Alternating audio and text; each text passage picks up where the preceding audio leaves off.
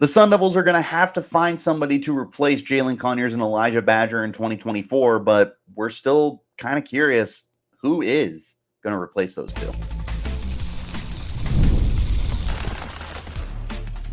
You are Locked On Sun Devils, your daily podcast on the Arizona State Sun Devils. Part of the Locked On Podcast Network, your team every day. Welcome back to the Locked On Sun Devils podcast, part of the Locked On Podcast Network, your team every day. My name is Richie Bradshaw, and I will be your guide for everything Arizona State Sun Devils. A special shout out to my everydayers who are here every day, and thanks for making us your first listen of the day. Don't forget to hit like, subscribe, and turn on notifications wherever you're getting your shows. Stay in touch by following me on Twitter at RichieBrads36 and the podcast at LO_Sun Devils. Today's episode is brought to you by Game Time. Download the Game Time app, create an account, and use code LOCKEDONCollege for $20 off your first purchase. Terms apply. Download Game Time today. What time is it? Game time. Ladies and gentlemen, welcome back in. On this edition of the show, we are going to be taking a look at the wide receiver and the tight end position as we continue plowing through our position breakdown series. We're going to lump them in together. We got a lot to get through with game week on hand, and we are days away from the kickoff of the season. We are full force right now trying to pump this out. We'll be back again later today as well. You're getting a double feature today and tomorrow for the Locked On Sun Devils podcast as we break down position by position and get ready. Today we're looking at, or not today, well, this edition, I should say, we're looking at wide receiver and tight end. And our big question is who is replacing Elijhah Badger and who is replacing Jalin Conyers. Those two were arguably your best offensive players from last year. It was some order of those two along with Cameron Scadaboo.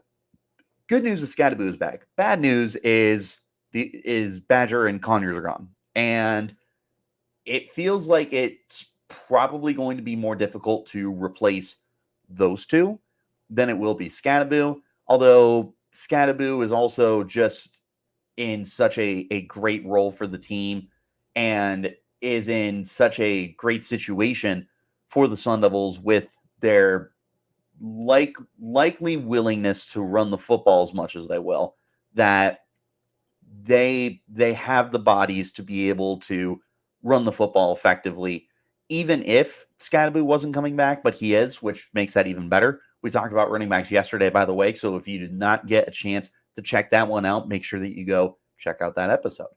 When it comes to the receiver position, losing Elijhah Badger is massive. As your number one receiver, that is a player who is going to be playing on Sundays when it's all said and done. Now you are scrambling to have to replace him. There's a couple of options that I really like. Tight end, replacing Jalin Conyers, that's another really difficult one. Conyers was so much better than the box score showed last year. He didn't get into the end zone, but that was more indicative of the offense than it was Jalin Conyers himself. He's gone. Tight end position is brand new, period, as we will get into more of a conversation about. But this is two absolutely massive pieces that you are having to replace in its entirety. And they are at positions where you aren't necessarily looking at them as like pillars of strength of the team. Like if you lose Cameron Scadaboo, you have the depth at running back where you can kind of sit there to yourself and go, you know what, we'll find a way. You losing Elijhah Badger, you're like, there's guys in the wide receiver room that I really like, but having to replace him is going to be incredibly difficult. Same for Jalin Conyers. And we'll start our conversation with my potential guys to replace them, starting with Elijhah Badger. Replacing your number one receiver, that feels like a death sentence. Badger has been a pillar of consistency for the last two seasons for you. And again, he will be playing on Sundays when it's all said and done. Whether this is last year or if he has another one, I have no idea when it comes to eligibility. I don't pretend to know. having to replace him, and he had to replace him at the last second too. He left during spring ball. That was not a loss that you were anticipating. The good news is you have two really good candidates here with Troy Omeire and with Jordyn Tyson. Omeire actually tied Badger last year for the team lead in touchdown receptions with 3. Omeire, he's the kind of receiver that I really like, in the form of a big body type of player that you just put on the outside and you have him win 50-50 balls. That's my cup of tea when it comes to wide receiver builds. So I'm already excited about him. But he also just showed some really good stuff last year when he was called upon by the team. And for Sun Devils team that really didn't have a number 2 receiver, they had a really good advertisement from Troy Omeire heading into this year. And there was a pretty strong belief that Omeire would end up being wide receiver 2 across from Elijhah Badger this year. Well, he's gone, and it's going to be up to Omeire to embrace a much bigger role than we anticipated. Where before he was no worse than like wide receiver 3 going into this year, he's no worse than 2, and he's probably your 1. But I don't think that's a bad situation you're in. It's just big shoes to fill. Troy Omeire's a beast. This is a 50-50 go up and get it guy. You put it somewhere in his zip code, and he's going to come down with it. This is a red zone target. Someone that I believe can really find a niche for this team this year. Once you get inside the 20-yard line, and sure, maybe he only has 20 or 30 catches, but he may have more than a handful of touchdowns. And at the end of the day, that is worth its weight in gold. You also have the possibility of Jordyn Tyson, somebody who I have mentioned on the show many a times as a superstar potential kind of player. The God-given athleticism that he has alone makes you really excited and have that belief and that hope that ASU can find a way to tap into it and unlock this secret weapon that Jordyn Tyson could be. And he's got some ability as a return man as well.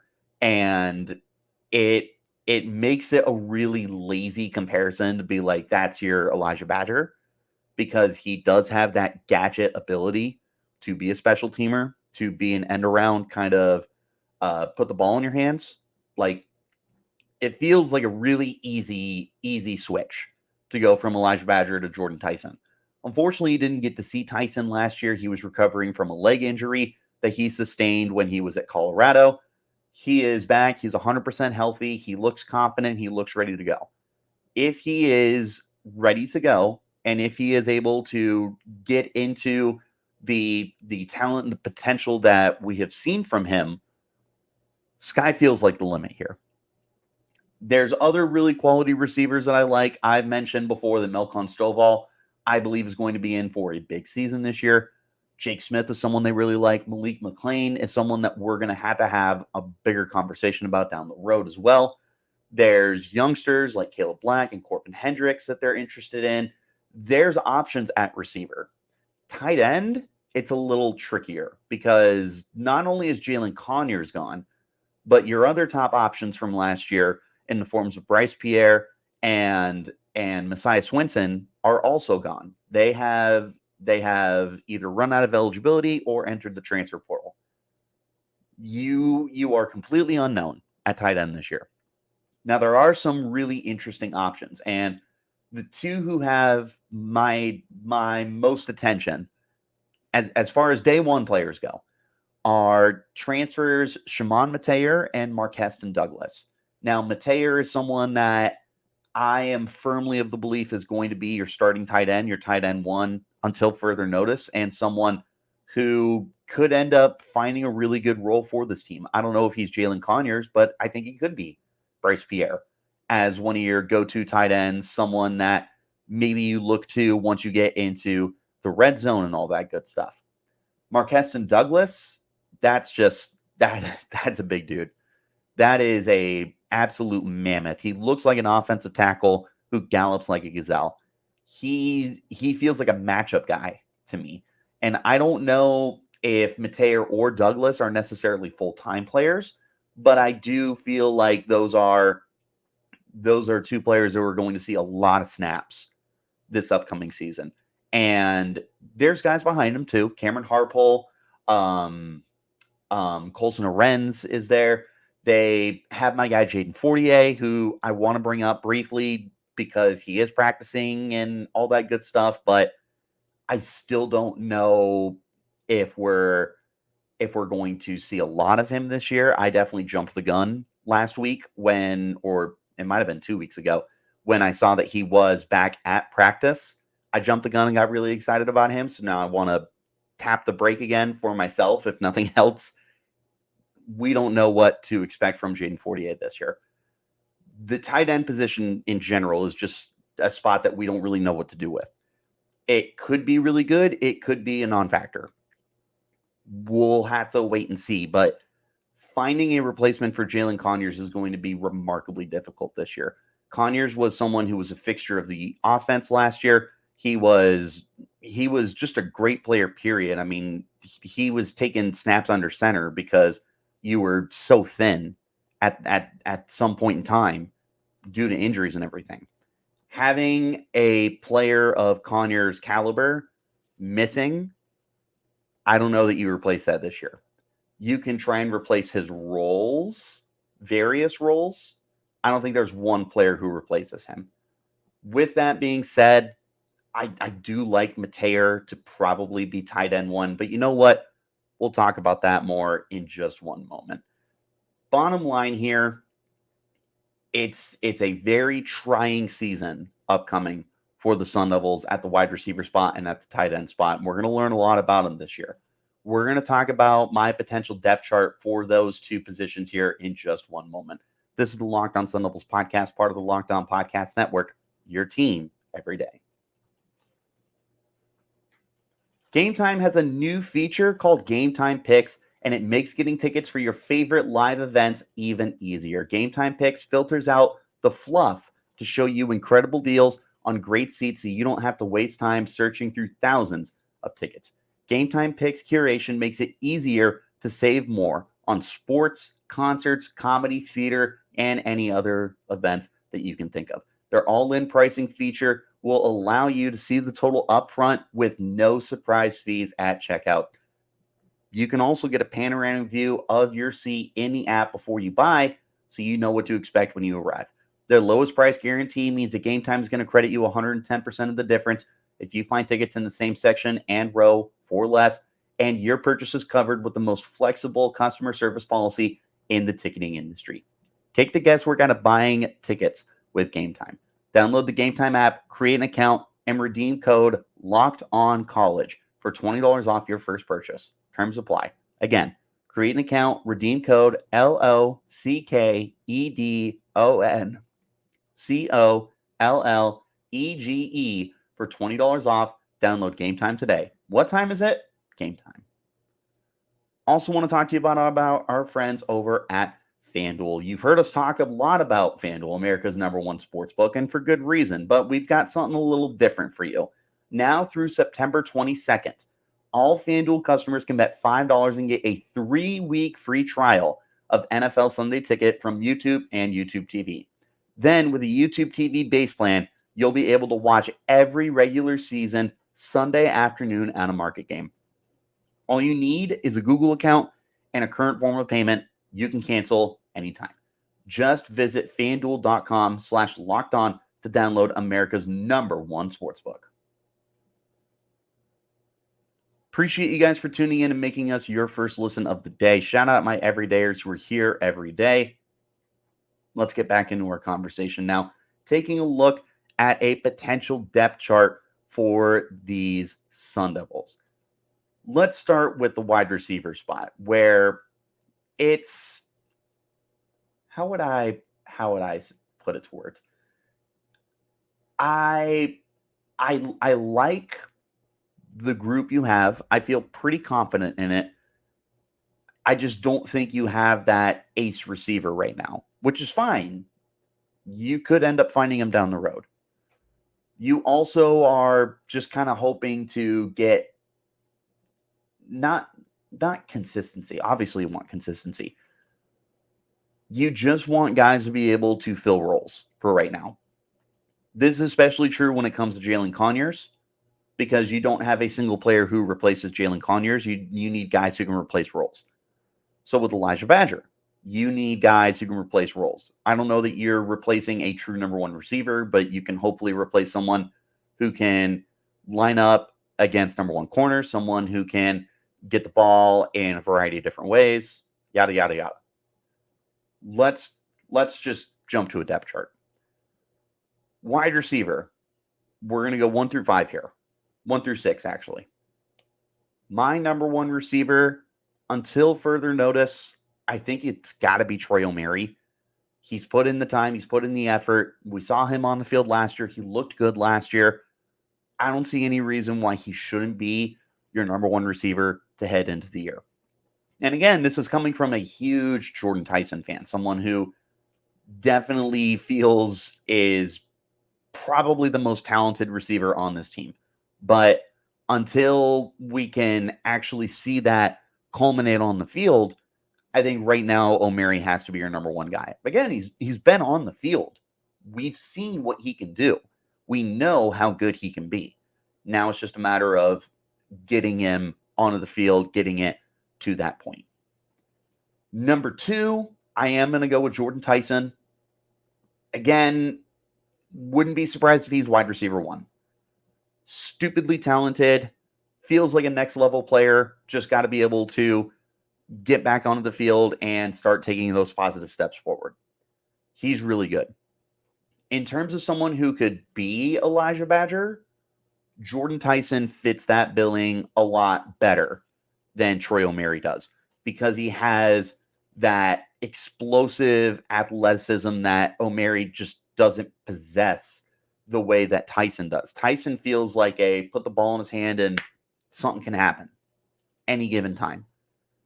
With Tyson, you feel like you could get him the ball behind the line of scrimmage. You can get him the ball 15 yards down the field, wherever, and a big play is bound to happen. He's just a spark plug for you in the same way that Badger was. Omeire is a much more traditional receiver in my book. I don't view Omeire as this. I can't think of the actual term I want to use, I suppose. But in terms of just pure explosiveness, we'll put it that way, Tyson feels like a better fit. Omeire is still a stupidly good receiver, though, which is why I feel he's your wide receiver 1 until further notice. Jordyn Tyson, stupidly good. Wide receiver 3, Malik McClain is actually who I'm going to go with here. And for a couple of reasons. One, McClain has really just taken off since he became a late transfer portal player for the team. He has the size. He's got reps that make me think that he's going to have an important veteran role with the team this year. Now, the interesting thing with Malik McClain is I look at him almost the same way I look at Troy Omeire last year, where I don't know how big your role is. I don't know if you're 50 catches. I don't know if you're 15 catches. What I do know is the Sun Devils have a type, and you look like that type. You're the big body guy that we can put on the boundary, throw the ball up to. That is a role that he could thrive in.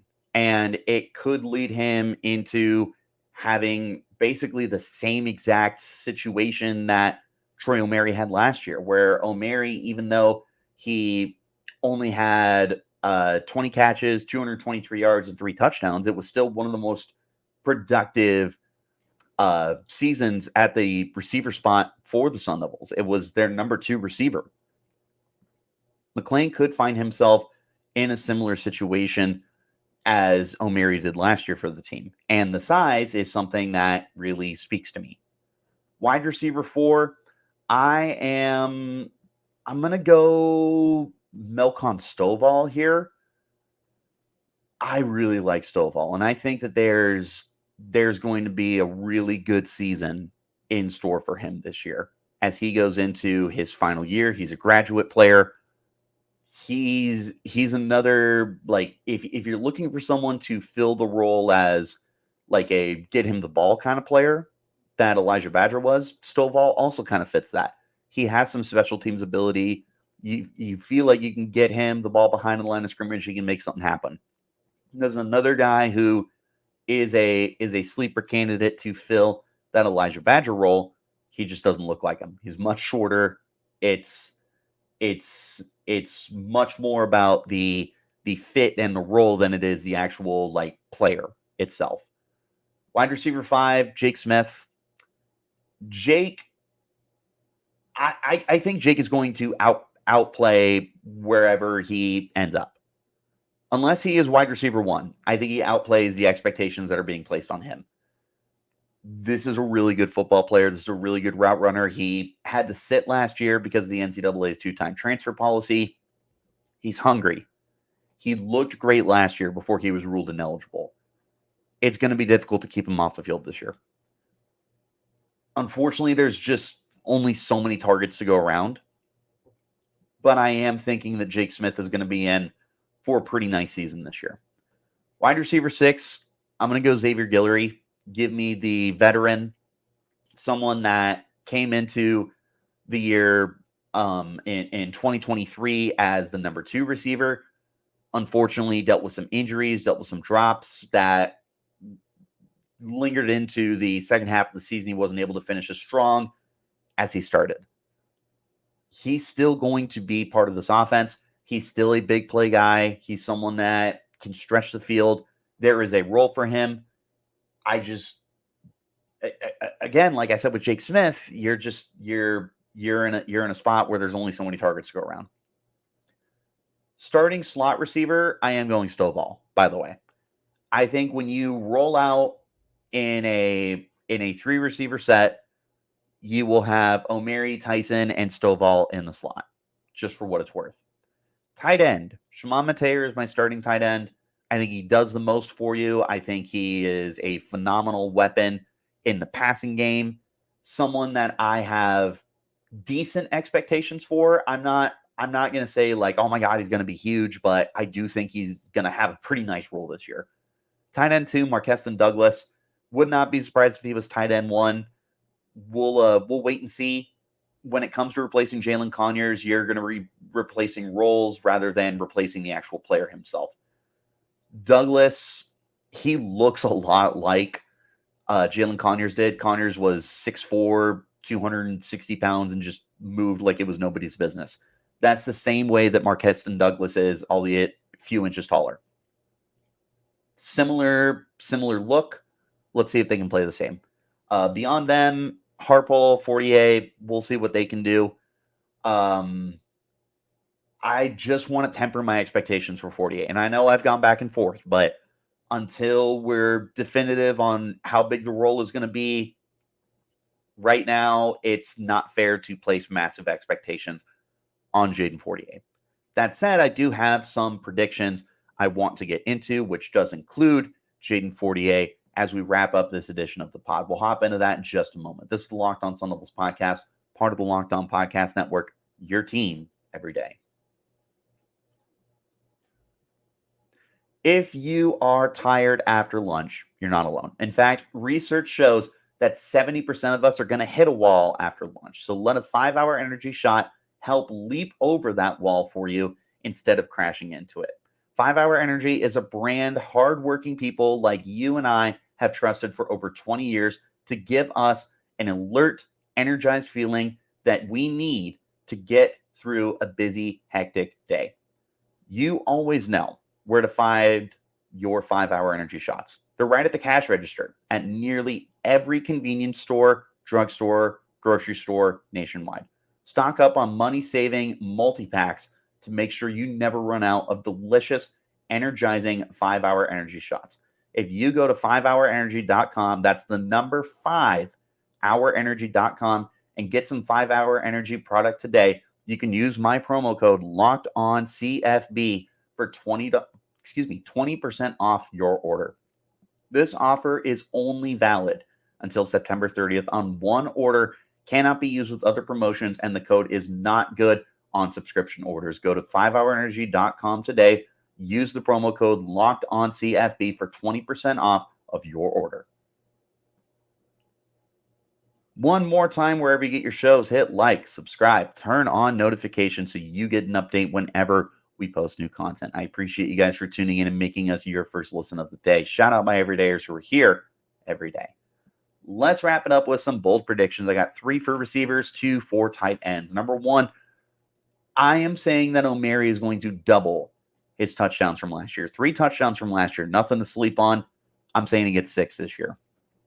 And to put that in perspective, ASU as a team threw 8 touchdowns last year. Omeire had 3 of them. He had almost half of the touchdown passes that ASU was able to create last year. Excuse me. Doing something like that again is not going to be easy. Doing something like that with a redshirt freshman quarterback is not going to be easy. Doing something like that with an offense that I am anticipating is going to be very run heavy this year is not going to be easy. But with that being said, Troy Omeire is just a really good football player.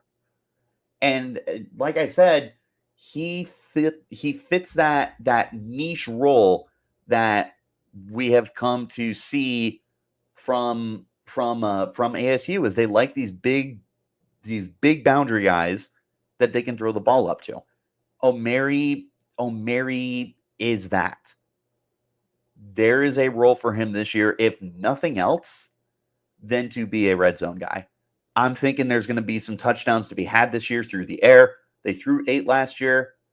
I'm not saying they double it, but there's going to be more than 8. And as long as there is an uptick in that production, Troy Omeire is going to find the end zone a lot more this year. I'm saying he gets in the end zone 6 times.